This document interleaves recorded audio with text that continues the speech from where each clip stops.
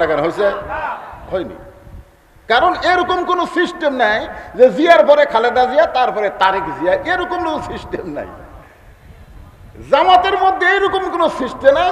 যোগ্যতা যার আছে, সে যদি সাধারণ একটা ঘরের সন্তান হয়, সেই নেতা হবে। জোরে বলেন কথা ঠিক কিনা? কথা বলেন। পারিবারিক কোন তন্ত্র চলবে না ইসলামের মধ্যে। আছে না? তো আমার 2 রাকাত শেষ না হতে আর 4 রাকাতই শেষ। আমি চিন্তা করলাম কে রে, একই সাথে ঢুকলাম 2 জন, আমার 2 রাকাত না হতেই আর 4 রাকাত শেষ হয়ে গেল।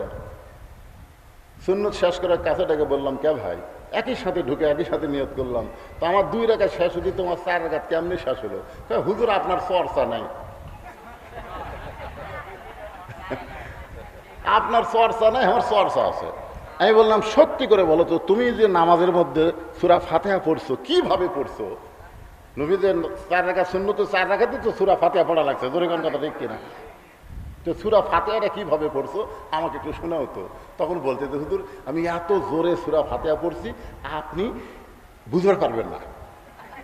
তাহলে বুঝবার না পারি, অন্তত শুনি। তখন বললেন, আমি বললাম, কি কি কি বললেন ভাই? 2 কান্দের ফেরেশতা মনে মনে বলতেছে, হুজুর খালি আপনি না, আমরাও বুঝবার পারি না। আপনারা বলেন তো, ফেরেশতারা যদি বুঝবার না পারে আর লেখবি কি? এরই নাম হলো তারে নারে নামাজ পড়া। তোর এখানে কথা ঠিক কিনা? সুবহানাল্লাহ। এক সময় তো ডোনাল্ড ট্রাম্প কি করলো, ওই ইসরায়েলের কথা মতো ইরানে যায় সব বোমা মারলো। যে বোমা তৈরির যত সরঞ্জাম সব ধ্বংস করে দিছি, এখন আবার দেখতেছে বোমা মারা খালি মাটি লড়াছে, কিন্তু ওই জায়গায় যাবারই পারেনি। কি বুঝতেছেন? ও আমানাহুম মিন খাউফ। যখন আপনি নামাজি হয়ে যাবেন, তখন আপনার ভিতরে আল্লাহ ছাড়া অন্য কারো ভয় থাকবে না। সমস্ত ভয় থেকে আল্লাহ পুরোপুরি নিরাপত্তা দিয়ে দিবে। ধরে কোন সুবহানাল্লাহ। কিন্তু তারে নারে নামাজি যদি হয়, ইহুদির মধ্যে থেকে মুসলমান হলেন, মুসলমানকে ধোঁকা দেওয়ার জন্য মুসলমান সাজলেন। আমাদের বাংলাদেশে এরকম অনেকে আছে, মুসলমান সাজে, মাঝে মধ্যে মুসলমান হয়, রমজান মাসে আসলে দেখবেন মুসলমান হয়। এরকম আছে না নাই? রোজা গেলে আর নাই। জুমার দিনে মুসলমান সাজে, 5 ওয়াক্ত নাই। জুমার দিনে দেখবেন কি সাজাগুজে আসতেছে, সবার শেষে আর যায় সবার আগে। এদের সংখ্যা বেশি না কম? ধরে কান বেশি না কম? অনেক বেশি। তো মুসলমান সাজে মুসলমানের ঐক্যকে নষ্ট করার জন্য আব্দুল্লাহ ইবনে সাবা চেষ্টা করলো। চেষ্টা করে ওসমান রাদিয়াল্লাহকে হত্যা করালো। আর হত্যা করার পর থেকেই ওই আব্দুল্লাহ সাবাই গোষ্ঠী এসে মা আয়েশার কাছে বললেন, উম্মাহাতুল মুমিনিন মুসলমান সাজা, যে উম্মাহাতুল মুমিনিন ওসমান রাদিয়াল্লাহকে হত্যা করলো, হত্যার বিচার আগে হবে, তারপরে খলিফা নির্বাচন হবে। কিন্তু কিছু কিছু সাহাবী হযরত আলীর কাছে গিয়ে বললেন, আল্লাহ রাসূল বলেছে, আনা মাদিনাতুল ইলমি ওয়া আলী ওয়া বাবুহা, আলী হচ্ছে ইলমের শহর, আলী হচ্ছে তার দরওয়াজা। এই কঠিন মুহূর্তে ওসমান রাদিয়াল্লাহকে হত্যা করার পর এই মুহূর্তে আপনাকে খলিফা হয়ে তারপরে বিচার করতে হবে। কিন্তু এই মুনাফিক গোষ্ঠী, সাবাই গোষ্ঠী মা আয়েশারে বুঝাইলেন না, আগে ওসমানকে কারা হত্যা করলো, সে হত্যাকারীর আগে বিচার হবে, তারপরে খলিফা হবে। হযরত আলী রাদিয়াল্লাহু তো উভয় সংকটে পড়ে গেলেন। এখানে 2টা যুদ্ধ হলো। একটা যুদ্ধের নাম হলো জঙ্গে জামাল, আর একটা যুদ্ধের নাম হলো সিফিনের যুদ্ধ। খুব খেয়াল করবেন, 2টা যুদ্ধ হলো। একটা যুদ্ধের নেতৃত্ব দিচ্ছিল উম্মাহাতুল মুমিনিন মা আয়েশা।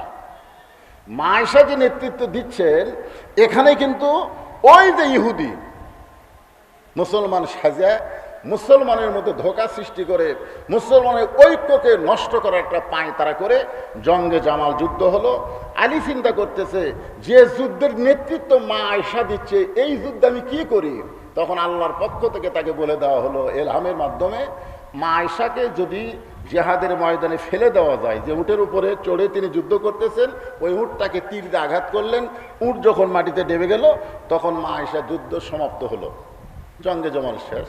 এরপরে মুআবিয়া রাদিয়াল্লাহর সঙ্গে একটা যুদ্ধ হলো, সিফিনের যুদ্ধ, উষ্টের যুদ্ধ। এই দুইটা যুদ্ধ হওয়ার পরে মুসলমানের মধ্যে ভাগ হয়ে গেল। এক দল চলে গেল আমিরে মুআবিয়া, আর এক দল চলে আসলো হযরত আলীর দিকে। এতদিন পর্যন্ত মুসলমান কয় দল ছিল? জোরে বলেন, কয় দল ছিল? ওসমান রাদিয়াল্লাহু পর্যন্ত মুসলমানের মধ্যে সবাই এক ছিল, কোনো মতভেদ ছিল না।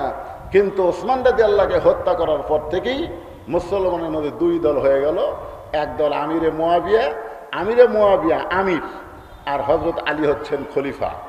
খুব খেয়াল করবেন, একটা হলো আমির আর একটা কি, এই মনোযোগ দিয়ে শোনা লাগবে, একটা হলো আমির আর একটা কি, খলিফা। হযরত আলী দুনিয়া থেকে বিদায় নিলেন।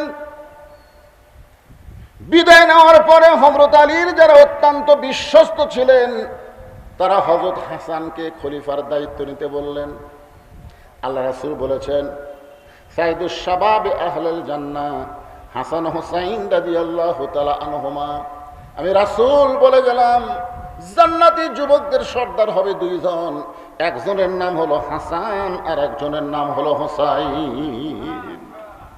আল্লাহ রাসূল বলেছেন, হাসান অবিকল, আমি নবীর মতো। সুবহানাল্লাহ বলেন না কেন? হাসান অবিকল, আমি নবীর মতো। আমি নবীও যা, হাসানও তাই। মানে নবী যেমন নরম, হাসানও তেমন নরম ছিলেন। সেই নরম মানুষকে দিল খেলাফতের দায়িত্ব। তিনি চিন্তা করলেন যে বিশাল দায়িত্ব ভার আমার কাঁধে না রেখে তিনি চলে গেলেন আমিরে মুআবিয়ার কাছে। যা বললেন, চাচা দরকার নাই, আমাদের মধ্যে মতভেদ করে কি হবে, একদিকে আমি একদিকে আপনি, একই মসজিদে দুই ইমাম হলে সমস্যা। জোরে কোন কথা ঠিক কিনা? একই মসজিদে ইমাম কয়টা? যত বড় মসজিদ হোক, মোকাব্বের বানাতে পারেন। যখন মাইক ছিল না, কারেন্টের ব্যবস্থা ছিল না, বড় জামাতে, বড় জানাজা বলেন, বড় ঈদের জামাত বলেন, 3 কাতার 4 কাতার পর পর কি হতো? মোকাব্বের হতো না ইমাম হতো? কথা কয় না কেন? মোকাব্বের হতো, কিন্তু ইমাম কয়টা? তাহলে একই ইসলামের মধ্যে দুটা ইমামের দরকার নাই, দুইজন নেতার দরকার নাই, বরং আপনি নেতৃত্ব দেন, দরকার হলে আমি মুকাব্বির হব। সুবহানাল্লাহ বলেন। কি নরম ছিলেন হযরত হাসান। হযরত আমিরে মুআবিয়া একা একাই শাসন করতেছেন, খলিফা আমির, খলিফা আমির, কেউ খলিফা কেউ আমির, এইরকম একটা অবস্থায় চলতেছিল। শেষ পর্যন্ত আমিরে মুআবিয়া দুনিয়া থেকে বিদায় নেওয়ার পূর্বে, কিছুদিন পূর্বে তার সন্তান ইয়াজিদকে তার দায়িত্ব দিলেন যে আমি চলে যাওয়ার পরে আমার এই চেয়ারটা, এই গদিটা তুমি, যেরকম বাংলাদেশের দুটা দায়িত্ব, একটা হলো আওয়ামী লীগ, একটা হলো বিএনপি। জোরে কোন কথা ঠিক কিনা? আপনারা বলেন তো, যতদিন হাসিনার বেটা, হাসিনার বেটি, হাসিনার লাতি, হাসিনার পরিলাতি, এরা যতদিন বেঁচে থাকবি, এরা বেঁচে থাকা অবস্থায় অন্য কেউ আওয়ামী লীগের নেতা হতে পারবে? বুঝতেছেন? আওয়ামী লীগের এটা রাজতন্ত্র। বিএনপির শহীদ জিয়া যখন চলে গেল, তারপরে খালেদা জিয়া, তারপরে তারেক জিয়া, তারপরে তারেক জিয়ার বউ, না হয় তারেক জিয়ার বেটি, এইভাবে এরা যতদিন বেঁচে থাকবি ততক্ষণ বিএনপির কেউ বড় নেতা হতে পারবে? কথা কন না কেন? এখন এইটা বোঝা লাগবে খুব খেয়াল করে। আপনারা বলেন তো, এই যে বাংলাদেশে একটা ইসলামী দল আছে, নাম হলো দাড়িপাল্লার জামাত ইসলাম। আচ্ছা, জামাত ইসলামের গোলাম আজমের বেটা বেঁচে আছে না নাই? জোরে এখন আছে না নাই? এ কি তুইয়া মুইয়া নাকি? ষড়যন্ত্র না করলে তিনি এক সময় বাংলাদেশের মেজর জেনারেল হতে পারতেন, সেনাবাহিনীর প্রধান হতে পারতেন, যাকে বহু বছর আয়না ঘরের মধ্যে আটকায় রাখছে। উনি যখন বের হলেন, তাকে যে বলা হলো যে আপনার বাবা জামাত ইসলামের আমির ছিল, আপনার বাবা তো দুনিয়া থেকে চলে গেছে, তা আপনি তো তারই সন্তান, আপনি একটা এলাকার আসন নিয়ে আপনি এমপি হয়ে ভোটে দাঁড়ান। না না না, আমার সেই যোগ্যতাই নাই, আমার সেই যোগ্যতাই নাই। গোলাম আজম চলে যাওয়ার পরে আপনারা এক সময়, তিনি যখন প্রকাশ্যে ছিলেন না, তখন আপনাদের জয়পুরহাটের একটা ছেলে, একজন আল্লাহর বান্দা, নাম হলো কি আব্বাস আলী খান, তিনি হচ্ছেন কি ভারপ্রাপ্ত আমির ছিলেন। ধরে কোন কথা ঠিক কিনা? ওনার কোন ছেলে আপনাকে জয়পুরহাটের জামাতের আমির হচ্ছে? এই কথা কন না কেন? হয়েছে? হয়নি। কারণ এরকম কোনো সিস্টেম নাই যে জিয়ার পরে খালেদা জিয়া, তারপরে তারেক জিয়া, এরকম কোনো সিস্টেম নাই। জামাতের মধ্যে এরকম কোন সিস্টেম নাই। যোগ্যতা যার আছে, সে যদি সাধারণ একটা ঘরের সন্তান হয়, সেই নেতা হবে। জোরে বলেন কথা ঠিক কিনা? কথা বলেন। পারিবারিক কোনো তন্ত্র চলবে না। ইসলামের মধ্যে তন্ত্র মন্ত্র একটাই, সেটা হলো অমাইয়াবতাগি গায়রাল ইসলামা দীনান ফালাই ইউকবালা মিনহু। ইসলাম ছাড়া অন্য কোনো জীবন ব্যবস্থা তুমি যদি গ্রহণ করো, আল্লাহ বলেছেন কখনোই তা কবুল করা হবে না, কখনোই কবুল করা হবে না। তুমি মসজিদের ইমামের পিছনে ইক্তেদা করে নামাজ পড়বে, আর বাইরে এসে যে শালা নামাজ পড়ে না তার পিছনে তুমি চামচাগিরি করবে, স্লোগান দিবে আমার নেতার চরিত্র ফুলের মতন পবিত্র, নামাজ পড়ে না একক, তো এইটা কোনো মুসলমানের স্লোগান হতে পারে না। ধরে কথা ঠিক। একটু মনোযোগ দিয়ে শুনবেন।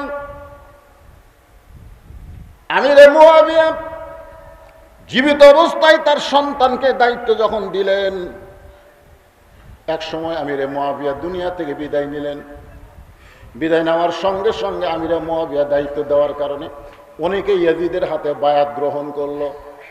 তখন ছিল কি বায়াতের সিস্টেমে খলিফা। বায়াতের সিস্টেমে খলিফা মানে হাতটা এরকম বাড়ায় দিত, হাতে এসে বায়াত হইতো। এখন পীরেরা যেরকম মুরিদ করে ঠিক ওই রকম বায়াত। বায়াতের মাধ্যমে ইয়াজিদ খলিফা ঘোষণা করলেন। কিন্তু ইয়াজিদের মধ্যে কয়েকটা জিনিস লুকায়িত ছিল। একটা হলো অত্যন্ত রুক্ষ ছিল, অত্যন্ত রাগী ছিল, নামাজ পড়তো কিন্তু নামাজের মধ্যে তারে নারে নামাজ পড়া। আমাদের মধ্যে অনেকেই দেখবেন নামাজ পড়ে। আমার সঙ্গে এক মুসল্লি ঢুকছে, জোহরের আগে 4 রাকাত সুন্নত আছে না নাই, কতক্ষণ আছে না নাই, তো আমার 2 রাকাত শেষ না হতে আর 4 রাকাতই শেষ। আমি চিন্তা করলাম কে রে, একই সাথে ঢুকলাম 2 জন, আমার 2 রাকাত না হতেই আর 4 রাকাত শেষ হয়ে গেল। সুন্নত শেষ করার কাছেটাকে বললাম, কে ভাই, একই সাথে ঢুকে একই সাথে নিয়ত করলাম, তো আমার 2 রাকাত শেষ হতে তোমার 4 রাকাত কেমনি শেষ হলো? হুজুর আপনার চর্চা নাই, আপনার চর্চা নাই, আমার চর্চা আছে। আমি বললাম সত্যি করে বলো তো, তুমি যে নামাজের মধ্যে সূরা ফাতিহা পড়ছো কিভাবে পড়ছো? নবীদের 4 রাকাত সুন্নত, 4 রাকাতই তো সূরা ফাতিহা পড়া লাগছে। জোরে কোন কথা ঠিক কিনা? তো সূরা ফাতিহাটা কিভাবে পড়ছো আমাকে একটু শোনাও তো। তখন বলতে যে হুজুর আমি এত জোরে সূরা ফাতিহা পড়ছি আপনি বুঝতে পারবেন না। তাহলে বুঝবার না পারি অন্তত শুনি। তখন বললেন, আমি বললাম কি কি কি বললেন ভাই? 2 কান্দের ফেরেশতা মনে মনে বলতেছে, হুজুর খালি আপনি না আমরাও বুঝবার পারি না। আপনারা বলেন তো, ফেরেশতারা যদি বুঝবার না পারে আর লেখবি কি? এরই নাম হলো তারে নারে নামাজ পড়া। তোর এখানে কথা ঠিক কিনা? ইয়াজিদ দেখতো নামাজ পড়তে হবে, কারণ মুসলমানের এখনো বর্তমানে মক্কায় দেখবেন নামাজ পড়তেই হবে। যারা মক্কায় চাকরি করেন, মক্কায় যারা হজ করবার গেছেন, তারা গিয়ে দেখবেন ওখানে কিন্তু কিছু না হোক নামাজ পড়াই লাগবে। আপনারা বাংলাদেশে যারা একটা হাজি সাহেব আছেন, আপনারা বলেন তো মক্কার মানুষের নামাজ পড়ার সাইজ কিরকম? আমার ধারো থেকে খাঁটি মক্কার এক লোক নামাজ পড়ে এরকম হাত বাঁধে।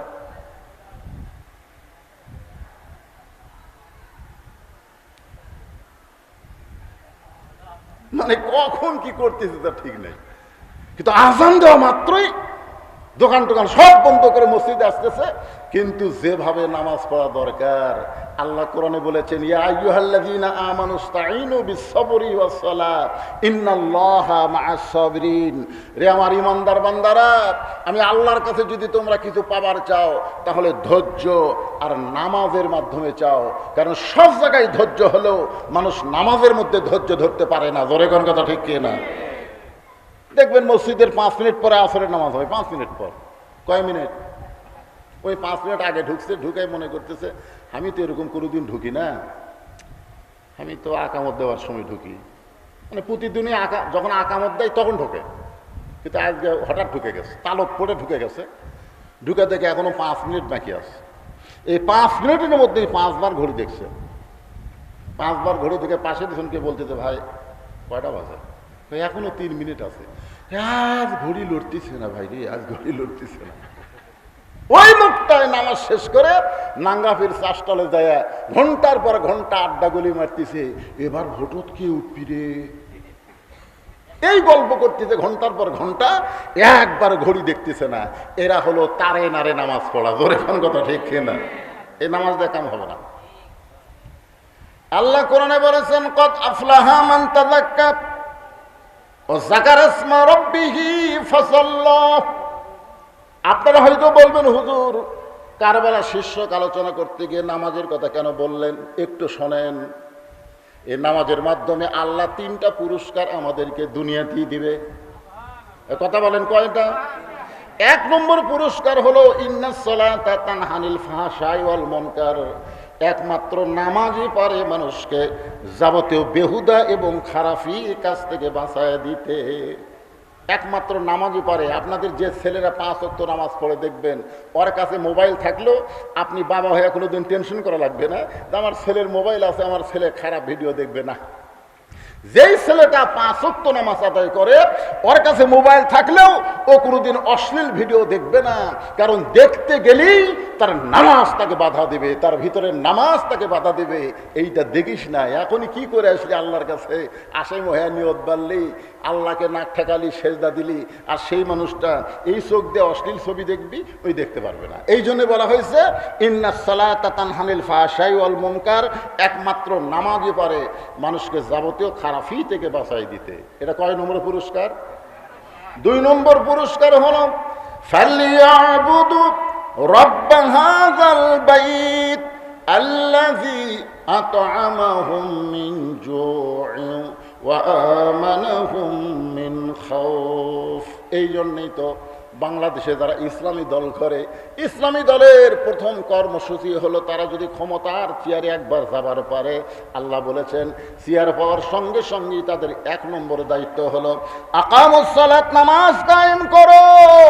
বাংলার জমিনে যদি নামাজ কায়েম হয়, 2টা পুরস্কার আল্লাহ তাদেরকে সঙ্গে সঙ্গে দিবে। 1 নম্বর পুরস্কার হলো তাদের রেজেকের কোনো পেরেশানি করা লাগবে না, রেজেকের দায়িত্ব নেবেন আমার আল্লাহ। রেজেকের জন্য কোনো টেনশন করা লাগবে না, রেজেক দেওয়ার মালিককে। আরে দেখছেন? 2 নম্বর পুরস্কার হচ্ছে ওয়া আমানাহুম মিন খাউফ। ওই ভারতের ভয় করা লাগবে না। ভারতের অ্যাটম বোমা, ভারতের হাইড্রোজেন বোমা, ভারতের পারমাণবিক বোমা তোমাদের পশমের ক্ষতি করতে পারবে না। কারণ ওরা বোমা মারবে, আল্লাহ তোমাদের নামাজ কবুল করার কারণে ওই বোমা বাংলার জমিনে মিষ্টি বাঙ্গি তরমুজ বানায় দেবে। ধরে কোন কথা রেখে না। আয়াতুল্লাহ আলী খোমেনি ইরানের আয়াতুল্লাহ আলী খোমেনিকে একজন প্রশ্ন করছিল, ইসরায়েলের পক্ষ নিয়ে আমেরিকা যে হারে ইরান আক্রমণ করবার চাইছে, আপনাদের তো তেমন কোনো শক্তি নাই, বলে আমাদের 2 রাকাত নামাজের কাছে ওদের পারমাণবিক বোমা কিছুই না। জোরে কোন সুবহানাল্লাহ। এক সময় তো ডোনাল্ড ট্রাম্প কি করলো, ওই ইসরায়েলের কথা মতো ইরানে যায় সব বোমা মারলো। যে বোমা তৈরির যত সরঞ্জাম সব ধ্বংস করে দিছি, এখন আবার দেখতেছে বোমা মারা খালি মাটি লড়াছে, কিন্তু ওই জায়গা যাবারই পারেনি। কি বুঝতেছেন? ও আমানাহুম মিন খাউফ। যখন আপনি নামাজি হয়ে যাবেন, তখন আপনার ভিতরে আল্লাহ ছাড়া অন্য কারো ভয় থাকবে না। সমস্ত ভয় থেকে আল্লাহ পুরোপুরি নিরাপত্তা দিয়ে দিবে। ধরে কোন সুবহানাল্লাহ। কিন্তু তারে নারে নামাজি যদি হয়, ইয়াজিদ নামাজ পড়তো কিন্তু নামাজের সাইজ ভালো ছিল না, রোজা রাখতো কিন্তু রোজার সাইজ ভালো ছিল না, দান করত কিন্তু দানের সাইজ ভালো ছিল না, দানও করত কিন্তু দানের সাইজ ভালো ছিল না, মাঝে মধ্যে মাথায় টুপি দিত না, নবীর সুন্নাতকে সম্মান করত না। কয় টুপি দিলে মাথায় গরম লাগে, দাড়ি রাখলে চুলকায়, এরকম আছে না নাই? মাথায় টুপি দিলে কয় গরম লাগে ভাই, টুপি দিবার চাই রে ভাই, কিন্তু গরম লাগে। দাড়ি থুসনো রে, কিন্তু খালি চুলকাই, খালি চুলকাই, দাড়ি চুলকায়, টুপি গরম লাগে। এজিদের মধ্যে এরকম সহজ ছিল, নবীর সুন্নাতকে পুরোপুরি সে অগ্রাহ্য করত। সেই লোকটা হয়ে গেছে মুসলমানের খলিফা।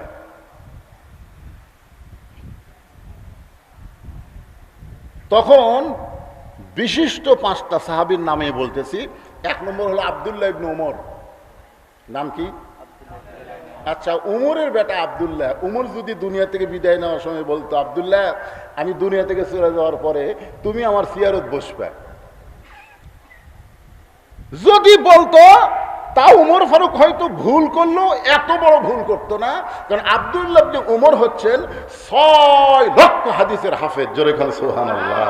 শুধু 6 লক্ষ হাদিসের হাফেজ না, তিনি হলেন 30 পারা কোরআনের হাফেজ। আল্লাহ রাসূল আব্দুল্লাহ ইবনে উমরকে কোলের মধ্যে নিয়ে চুমা দিয়েছে, বলেছিলেন ওমর তোমার সন্তান হবে হাদিসের ভান্ডার। জোরে খান সুবহানাল্লাহ। এমন একজন যোগ্য সন্তান থাকতে উমর ফারুক মুখটা ভুলেও তা আব্দুল্লাহর কথা একবারও বলেনি। আর একজন সাহাবীর নাম ছিল আব্দুল্লাহ ইবনে মাসউদ।